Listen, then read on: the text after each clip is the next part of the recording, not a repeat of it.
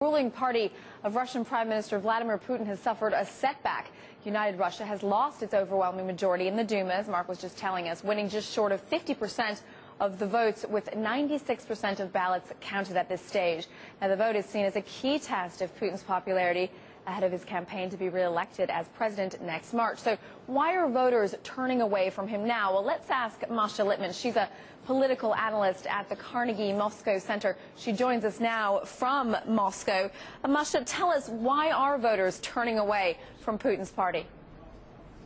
There is a number of reasons here. Discontent had been accumulating over lawlessness, corruption, over abuse of authority by the police and by the government. However, people preferred the status quo, and previous elections were beneficial for Putin and his party.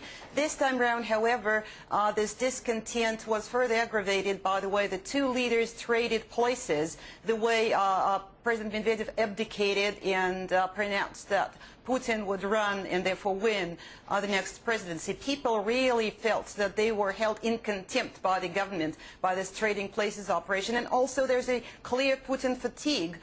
There's a lot of this reaction, oh no, not for 12 more years, because now Putin has a legal right to run twice, for 6 years now and for 6 years in 6 years from now. So this fatigue has also aggravated this sense. And finally, there has been a lot of manipulation and fraud, and I would say people were really frustrated by it and were eager to show defiance to the authorities that try to, in a fraudulent way, to bring back United Russia to the parliament with a big showing. So has this vote been a step forward for democracy in Russia?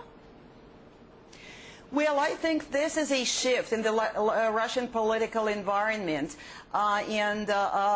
Before, it was that everyone assumed Putin is forever, United Russia is there for a long time, nothing depends on us. Now people have seen that something does depend on them. They showed defiance, and this signal an important setback for the government.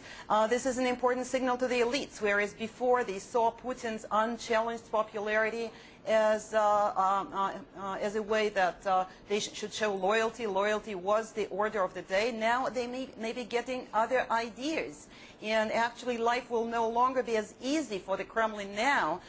Before it enjoyed the monopoly, a political monopoly on decision making, and this does not seem to be the case. It's now going to have to work with other parties to get things through in the Duma, whereas before it had this 2/3 majority, so it could just push through pretty much whatever it wanted. What's going to be Putin's response to this blow in elections? Is he going to throw money at people ahead of the presidential election in March? Well, throwing money at problem and buying people's compliance has been the policy for a while. Actually, ever since the financial economic crisis hit in 2008, this has been the policy. However, we have seen that this does not work any longer.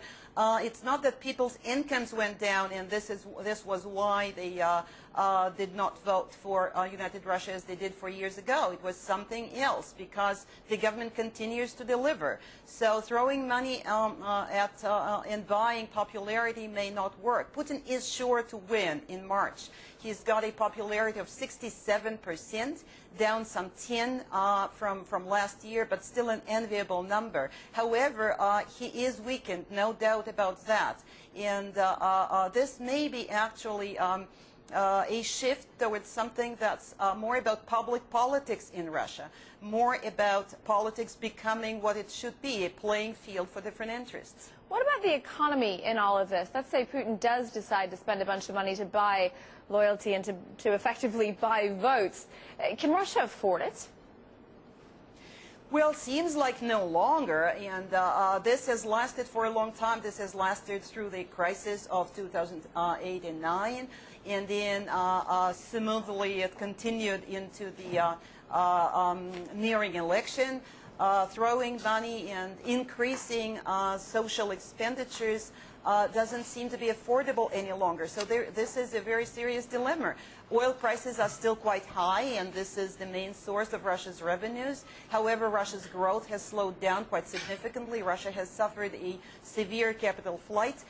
Russia does not seem to be able to afford such lavish expenditures any longer. However, with lowered public popularity, to conduct the long overdue and, of course, unpopular reforms will be harder than it would have been before. Thanks very much. Masha Lipman, political analyst at the Carnegie Moscow Center. Thanks for being with us.